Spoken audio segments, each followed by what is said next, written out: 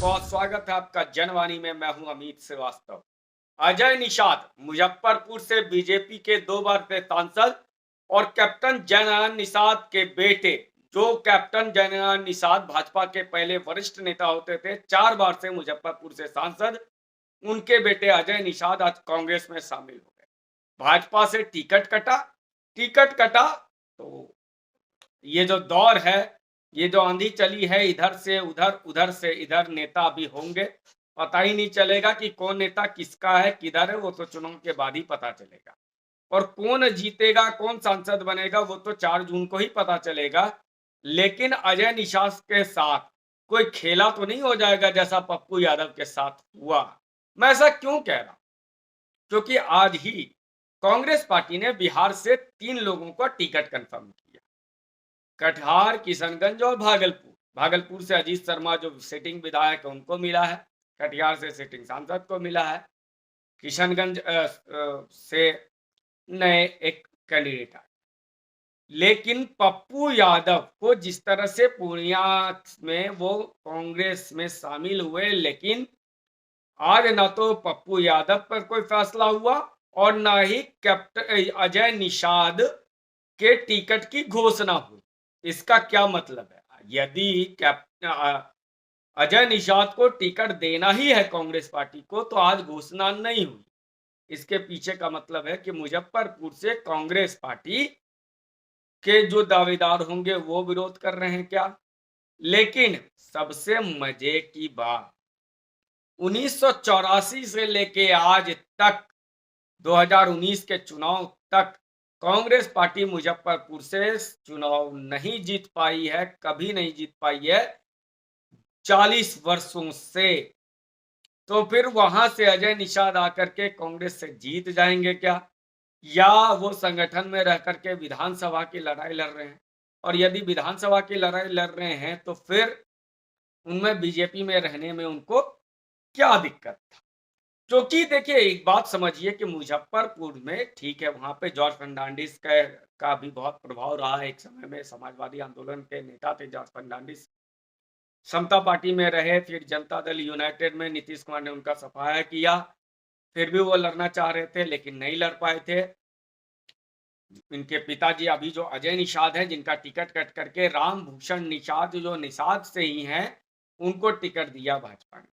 संगठन के कार्यकर्ता हैं और जमीनी कार्यकर्ता को भाजपा इस बार मौका दे रही है, क्योंकि भाजपा को ये लगता है कि अपने संगठन को मजबूत करके जो 2025 का बिहार विधानसभा चुनाव है उसमें बहुत बड़ा खेला किया है। वहीं पर एक और नाम सामने आ रहा है, छेदी पासवान जो सासाराम से सांसद हैं थे, उनका भी टिकट काट दिया गया। वहां से शिवेश राम को टिकट मिला है। शिवेश राम वो भी आरक्षित हैं, लेकिन छेदी पासवान के बारे में भी खबर आ रही है कि वो भी कांग्रेस ज्वाइन कर सकते हैं। और यदि छेदी पासवान कांग्रेस ज्वाइन करेंगे तो भाजपा के लिए 2 बड़ा झटका होगा। लेकिन क्या इसको इतना बड़ा झटका माना जा सकता है?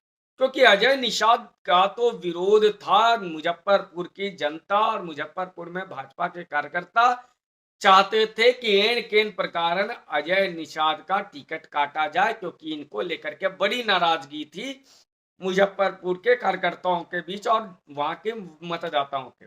भाजपा के एक सिलेक्शन का एक प्रोसेस है, वहां कांग्रेस का जैसा बुरा हाल नहीं है कि कोई भी किसी को भी चलो ये फंड देता है तो ये है वो है, उसको टिकट दे देते हैं। भाजपा बहुत 3-4 लेयर पे सिलेक्शन करके टिकट देती है और हर लेयर पे अजय निषाद पिछड़ गए थे, इसलिए उनका टिकट कटा था और यही हाल था छेदी पासवान। लेकिन टिकट 2 लोगों को और कटा है। एक अश्वनी चौबे जो बक्सर से सांसद रहे 2 बार से, और रमा देवी जो शिवहर की सांसद थी। लेकिन इस अश्वनी चौबे चूंकि विद्यार्थी परिषद से आते हैं, संघ बैकग्राउंड से हैं, विद्यार्थी परिषद में रहे, 77 के आंदोलन में रहे, पटना के जो कॉलेज था वहां से अध्यक्ष भी रहे, साइंस कॉलेज से, पटना यूनिवर्सिटी से छात्र राजनीति से उठे हैं और संघ के दीक्षित आदमी है, तो अश्विनी चौबे कभी विरोध नहीं करेंगे। वो बक्सर से सांसद थे, लेकिन वो चूंकि भागलपुर के रहने वाले थे, तो बाहरी बनाम भीतरी की वहां लड़ाई हो रही थी, उनके जगह पर मिथिलेश तिवारी को दिया गया टिकट। संगठन के व्यक्ति हैं, प्रदेश कार्यकारिणी में अच्छे पद पर हैं, लेकिन मिथिलेश तिवारी का भी विरोध बक्सर में हो रहा है, वही बाहरी बनाम भीतरी को लेकर के, क्योंकि मिथिलेश तिवारी मूलतः गोपालगंज के रहने वाले हैं। और मिथिलेश तिवारी के साथ सबसे बड़ी समस्या ये आ रही है कि जब वो गए हैं, वो ब्राह्मण क्षेत्र है बक्सर, ब्राह्मण बहुल क्षेत्र है, लेकिन वहां पर एक आईपीएस वो भी चाह रहे थे टिकट। चौबे जी का प्रभाव कम है, बाबा चौबे बाबा उनके नाम से विख्यात है, उनका भी प्रभाव कम है, लेकिन उनके सांसद रहते हुए उनके लोग भी हैं, वो भी विरोध कर रहे हैं। हालांकि अश्विनी चौबे ये मान जाएंगे, क्योंकि उनके जो बेटे हैं अरिजीत सांसद चौबे, उनको वो भागलपुर विधानसभा से टिकट दिलवाना चाहते हैं। एक बार लड़े भी थे, हार गए थे, क्योंकि उस समय ना तो उनकी तैयारी थी, क्योंकि चौबे जी वहां से निकल करके बक्सर आए थे, और चौबे जी और शहनवाज हुसैन में बड़ा विरोध होता है। हालांकि शहनवाज हुसैन की खास पकड़ है ही नहीं, ठीक है, कार्यकर्ता उनके साथ घूमते हैं, लेकिन भाजपा कैडर में इस पाती है, कोई फर्क नहीं पड़ता है। लेकिन रमा देवी भी चुप है, रमा देवी नहीं जाएंगी भाजपा छोड़ के, उन्होंने ऐलान कर दिया चौबे जी के जाने का प्रश्न नहीं है। छेदी पासवान पुराने नेता हैं कांग्रेस भाजपा के, वो कांग्रेस में जा सकते हैं, ऐसी सूचना मिल रही है। अगर मिल जाते हैं तो क्या इनको एकोमोडेट कांग्रेस पार्टी इस लोकसभा चुनाव में कर पाएगी? उम्मीद कम है। लेकिन अजय निषाद के साथ, पप्पू यादव के साथ के जैसा खेला ना हो जाए, ये भी देखना होगा। वहीं पर भागलपुर से अजीत शर्मा को टिकट दिया है कांग्रेस पार्टी। अजीत शर्मा भूमियार जाति से, अगरी से हैं। वहां जदयू के जो विधायक सांसद हैं अजय मंडल, वो पिछड़ी जाति से आते हैं, गंगौता समाज से आते हैं। वहां अगरी बनाम पिछड़ी की लड़ाई हुई तो फिर जदयू तो आराम से सीट निकाल लेगी। तो कांग्रेस अपने पैर पे ही कुल्हाड़ी मार रही है, ऐसा प्रतीत होता है। लेकिन मैं फिर से भाजपा पे आता हूं कि क्या भाजपा को अजय निषाद कोई बहुत बड़ा झटका दे पाएंगे? संगठन में कोई फर्क नहीं पड़ेगा, क्योंकि भाजपा एक कैडर बेस्ड पार्टी है, पहली चीज।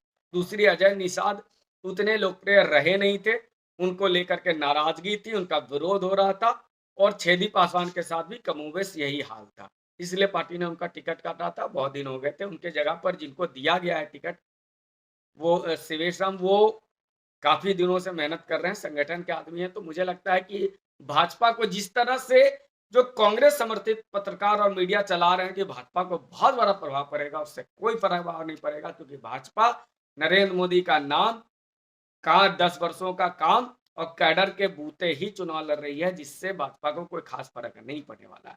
हाँ, अजय निषाद के साथ कहीं पप्पू यादव वाला खेला ना हो जाए, ये इसके लिए अजय निषाद को तैयार रहना पड़ेगा। उम्मीद करता हूँ ये वीडियो आपको पसंद आया तो कृपया इसको लाइक कीजिए। धन्यवाद।